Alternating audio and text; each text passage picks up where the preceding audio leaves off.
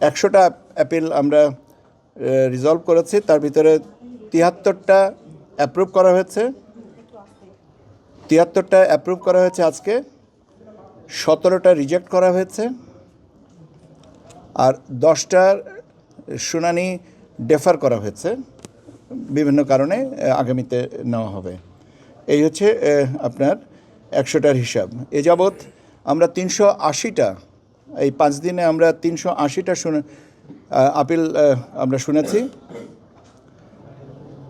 তো 380-র মধ্যে অ্যাপ্রুভ হয়েছে 277টা,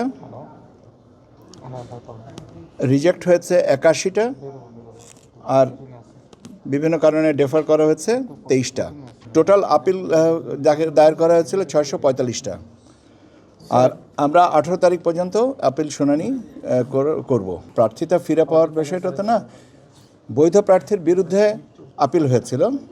বৈধ প্রার্থী যারা রিটার্নিং অফিসার বৈধ করেছেন, সেই হিসেবে ফিরে পাওয়ার 2টা কেস ছিল, তার 2টা ছিল, সেই 2টা।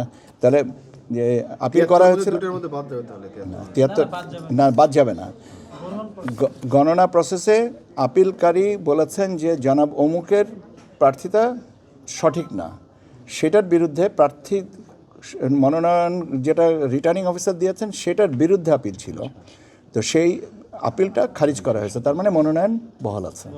পেন্ডিংয়ের শুনানিগুলো আমি টোটালটার ভিতরে নাম্বারটা কাউন্ট করে দিয়েছি। কারণ আপনাকে যদি অথবা নিখুঁতভাবে বলতে হয়, তাহলে প্রথম দিনের 3 নাম্বার সিরিয়ালেরটা 5ম দিনে নেওয়া হচ্ছে, এইগুলো এত বিস্তারিত ভাঙছে। হ্যাঁ, সবটাই আমরা, হ্যাঁ, কিন্তু আবার ডেফারও আছে কয়েকটা জেনে আমরা ভবিষ্যতে শুনানির জন্য রাখবো। টোটাল পিকচারটা পরে দেওয়া যাবে। এটা অ্যাকচুয়ালি অন্তর্বর্তীকালীন একটা হিসাব। এটা তো কমিশনের ব্যাপার, এটা আমি বলবো কী করে? এটা গতকালকে বলে গেছেন, আজকে আমি আপনাদের সামনে অ্যাপিলের সংখ্যাগত হিসাব করতে এসে রাজনৈতিক দলের যদি বলেন, তাহলে আমার মনে হয় যে সেটা ইট ইজ আমি বলতে পারবো না। আমি বলতে পারবো না এই কারণে যে ব্যালট ছাপানোর দায়িত্বটা যার কাছে আছে তার কাছ থেকে জেনে বলতে হবে। I am not ready on that. আমাদের যে গেজেটটা পাবলিশ করা হয়েছে, সেই গেজেটের ধারাবাহিকতা যেভাবে আছে সেই অর্ডারেই করা হয়েছে। বাহরাইনের ব্যাপারটা হচ্ছে যে আপনারা জানেন যে আমরা ইউনিভার্সাল পোস্টাল ইউনিয়নের বাংলাদেশ ডাক বিভাগের মাধ্যমে আমরা পোস্টাল ব্যালটগুলো পাঠাচ্ছি। মধ্যপ্রাচ্যের এবং বেশ কিছু দেশের পোস্টাল সিস্টেম এক একটা দেশের বিভিন্ন ক্ষেত্রে বিভিন্ন রকমের।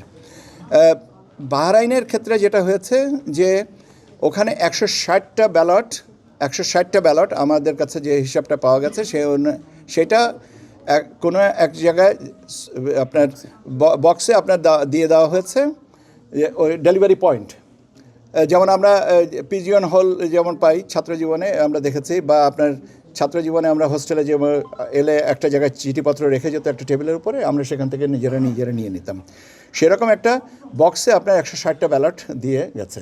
এবং ওই বক্সটা যখন আমরা বাংলাদেশি প্রবাসী ভাইরা যখন এসে এটা খুলেছেন 4-5 জনা, তখন তারা ওটা ভাগ করে যে আমার পাশের ঘরে থাকেও আমি এটা নিচ্ছি, আমি ওটা পৌঁছে দেবো, ব্যাপারটা এইরকম।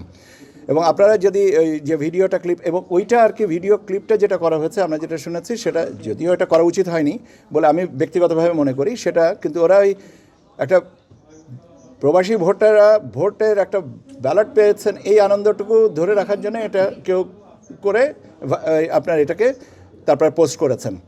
যেটা হয়েছে যে আপনারা খেয়াল করে দেখবেন যে এখানে কোনো ইনভেলপ খোলা হয়েছে এরকম কোনো কিছু নাই। এবং এটা তাৎক্ষণিকভাবে বাহরাইন পোস্টকে বলা হয়েছে যে এটা তো তাদের কাছে করা হয়নি, এবং আমাদের যিনি সম্মানিত রাষ্ট্রদূত আছেন তিনি এই বিষয়টা দেখছেন এটাতে, এবং তারা বলেছেন যে তারা এই বাহরাইন পোস্ট বলেছে তারা এটা সরজমিনে তদন্ত করে জানাবে যে এইটা কেন ঘটলো।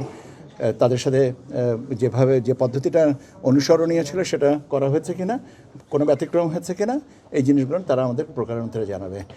এবং এইটাই হচ্ছে সর্বশেষ অবস্থা। মিল্ক ক্রিম আর এক্সাইটিং ফ্রুট ফ্লেভারে তৈরি হুররে ওয়েফারের মাঞ্চি টেস্টে আপনিও বলবেন টেনশন দূর রে, হয়ে যাক হুররে।